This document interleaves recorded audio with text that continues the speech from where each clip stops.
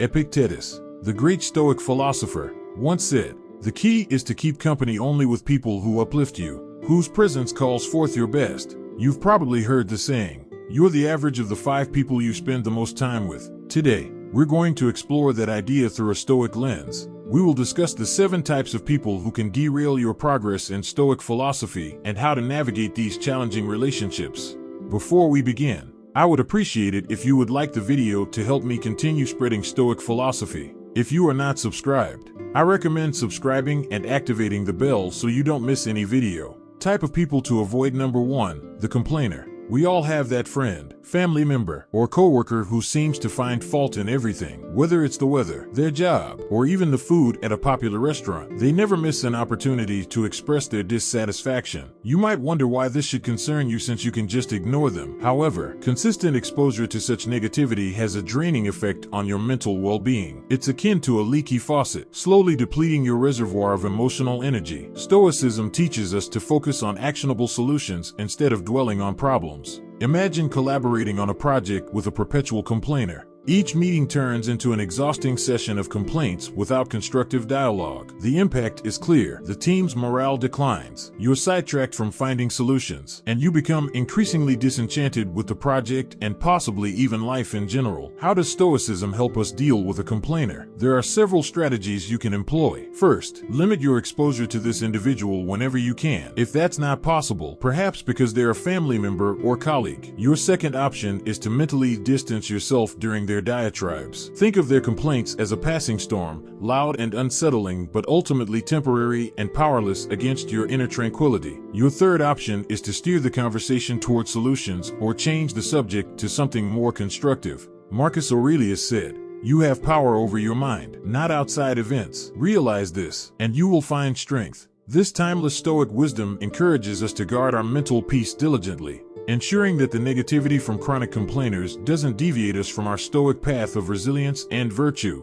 Type of people to avoid. Number 2, the drama magnet. Imagine you're navigating your life as if it were a ship sailing through calm waters. Then you encounter the whirlpool known as the drama magnet. This individual seems to have an unending series of crises, conflicts, or controversies. Like a whirlpool, they have an unsettling ability to suck you into their vortex of chaos. You might initially find yourself attracted to the drama magnet's energy, mistaking it for passion or excitement. However, you'll soon realize that being in their sphere is like navigating a ship through a storm, exhausting and dangerous. What makes dealing with drama magnets so tricky is that their crises often feel like your own. Their chaos is infectious. You might even find yourself embroiled in conflicts you had no initial part in. For example, you have a friend who frequently falls out with others in your social circle. Today they're not talking to Sarah. Tomorrow, it's Tom. Your friend comes to you for advice, but you notice this cycle never ends. Suddenly, you find yourself at odds with Sarah or Tom because you tried to intervene. One strategy to deal with drama magnets is reflective listening. Instead of offering advice or taking sides, mirror their words back to them. For example, if they say, "I can't believe Sarah said that about me," you could respond with, "So you're feeling betrayed by Sarah's words?" This technique allows you to provide emotional support without getting entangled in the drama.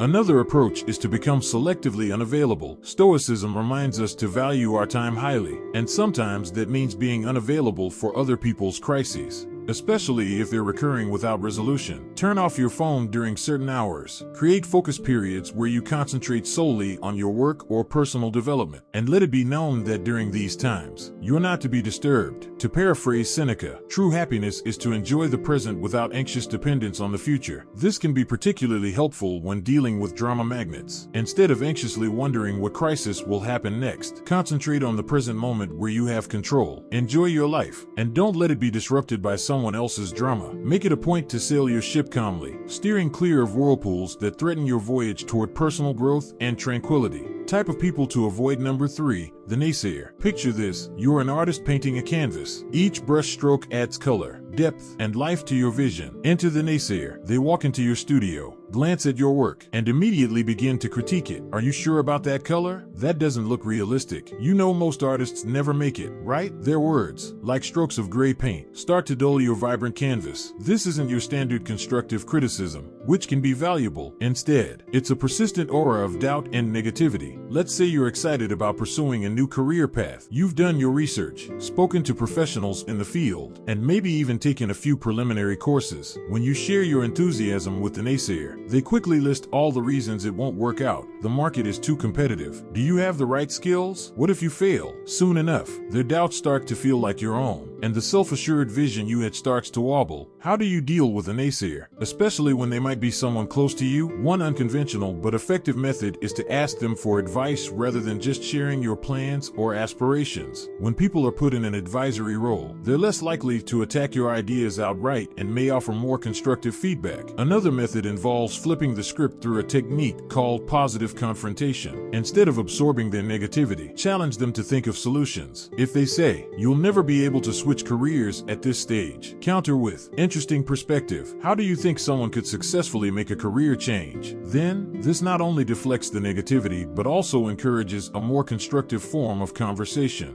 Remember the words of Epictetus, "We have 2 ears and 1 mouth so that we can listen twice as much as we speak." Listening doesn't mean absorbing everyone's negativity. It means discerning valuable input from mere noise. When the naysayers start to cloud your canvas with their shades of doubt, take a step back, listen, reflect, and continue painting your own life with the colors that speak to you. Don't let anyone turn your vibrant masterpiece into a dull gray landscape. Type of people to avoid. Number 4, the victim. Imagine life as a game of chess. Each player has the same pieces and the same goal, to checkmate the opponent's king. You think strategically, make some sacrifices, and take some risks. The victim, however, blames the board, the pieces, or even their opponent for every poor move they make. In their eyes, they're perpetually in checkmate, not because of their choices, but because of some external force working against them. Their narrative is a never-ending tale of woe, with themselves cast as the helpless protagonist. "I can't get ahead in my job because my boss dislikes me," or "I can't get fit because I have bad genetics." It's crucial to note that some people face genuine hardships and systemic issues. However, the victim we're discussing uses their predicament as a permanent excuse, refusing to take any responsibility for their actions or lack thereof. You might find yourself entangled in their storyline, perhaps as the supporting character who constantly needs to rescue them. Let's say you've spent countless hours listening to a friend blame their endless string of failed relationships entirely on their ex-partners. Not only does this suck up your time, but it can also subtly encourage you to adopt a similar victim mindset in your own life. So what's your move when dealing with a victim? It might be tempting to become their savior, offering endless advice and emotional support, but the Stoics would caution against this. They'd recommend drawing a firm boundary to protect your own mental state. You could employ a technique known as compassionate detachment, show empathy and kindness, but don't try to rescue them from situations they need to navigate themselves. Offer a listening ear, but refrain from becoming their perpetual problem solver. Marcus Aurelius once said, "The best revenge is to be unlike him who performed the injustice." If you find yourself sucked into the victim's narrative, resist the urge to become one yourself. Take control of your own game board, make your moves, and remember that in the chess game of life, being perpetually in checkmate is often a choice, not a fate. Keep your pieces moving forward, make strategic sacrifices when necessary, and play not for revenge or pity but for growth and wisdom.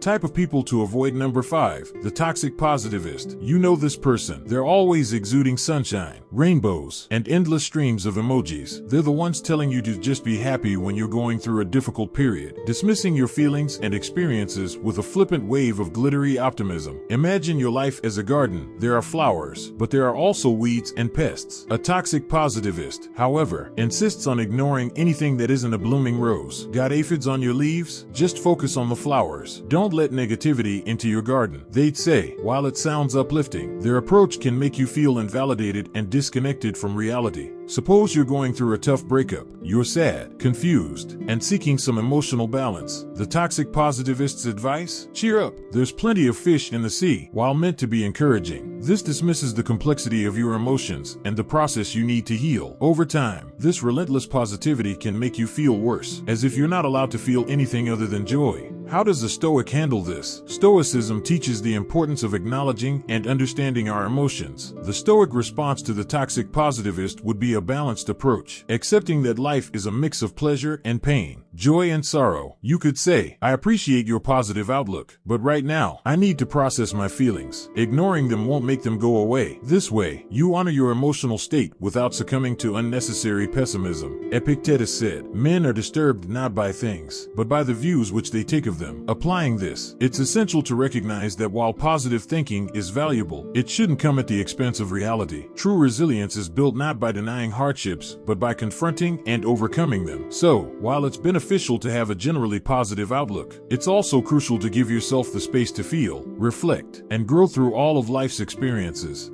Type of people to avoid. Number 6. The manipulator. Envision life as a grand theater where everyone plays their part. The manipulator, however, is the master puppeteer, pulling strings behind the scenes, often to your detriment. They charm, they flatter, and they make you feel special, all while subtly influencing your decisions to serve their interests. This isn't about overt control, but subtle shifts, like nudging a piece on a chessboard to benefit their next move. Consider a colleague who always seems to need your help but rarely reciprocates. They complement your skills, making you feel indispensable, but when you need assistance, they're suddenly unavailable. Over time, you realize that your projects are sidelined while you help them climb the corporate ladder. Or think of a friend who consistently dictates where you hang out, what you eat, and even what you wear, all under the guise of knowing what's best for you. Dealing with a manipulator requires clear-eyed self-awareness and assertive boundaries. First, recognize the patterns. Manipulators often use guilt, flattery, or feigned helplessness to get their way. Identify these tactics when they surface. Then, assert your boundaries firmly but respectfully. For example, I understand you're in a tight spot, but I need to focus on my tasks right now. The Stoic principle of controlling what's within your power is particularly relevant here. You can't change the manipulator's behavior, but you can control your responses and set limits. Marcus Aurelius reminds us, you have power over your mind, not outside events. Realize this, and you will find strength. So, stay vigilant, protect your autonomy, and remember that your decisions should ultimately reflect your values and priorities, not someone else's hidden agenda. Type of people to avoid. Number 7. The gossip. Imagine life as a tranquil garden. The gossip is the weed that slowly spreads, entangling every beautiful plant with its invasive tendrils. They thrive on sharing every juicy tidbit about others' lives, often embellishing the truth for effect. At first, you might find it entertaining, like a harmless distraction, but soon, you realize that engaging with them is like watering the weeds. Your garden of tranquility and trust becomes choked with negativity and mistrust. Think about a colleague who loves to dish out office dirt during lunch breaks. Did you hear about Sarah's mistake in the report? Or how Tom is in hot water with the boss? At first, it feels like you're in the loop, but over time, you notice a shift. You start doubting your coworkers, questioning their competence and intentions. Worse, you begin to wonder what this gossip says about you when you're not around. Stoicism advises us to speak only what is both true and necessary. The gossip often fails both criteria. To deal with them, you can employ a couple of strategies. Firstly, change the subject when the conversation steers toward gossip. You might say, I'd rather not talk about someone who's not here to defend themselves. How's your project going? This redirects the dialogue to something constructive. Secondly, limit your exposure to known gossips. If you can't avoid them, minimize the time spent in their company and keep your interactions brief and focused on neutral topics. Epictetus wisely noted, keep company only with people who uplift you, whose presence calls forth your best. Gossip does the opposite. It drags you down into a pit of trivialities and distrust. By steering clear of gossips and fostering conversations rooted in truth and respect, you can maintain a garden of relationships that nourish your soul and support your Stoic journey. In closing, it's essential to remember that the company you keep significantly influences your journey toward becoming a better version of yourself. The 7 types of people we've discussed: the complainer, the drama magnet, the naysayer, the victim, the toxic positivist, the manipulator, and the gossip, can all derail your progress if you're not vigilant. By recognizing these traits in others and setting appropriate boundaries, you protect your mental space and maintain your focus on Stoic principles.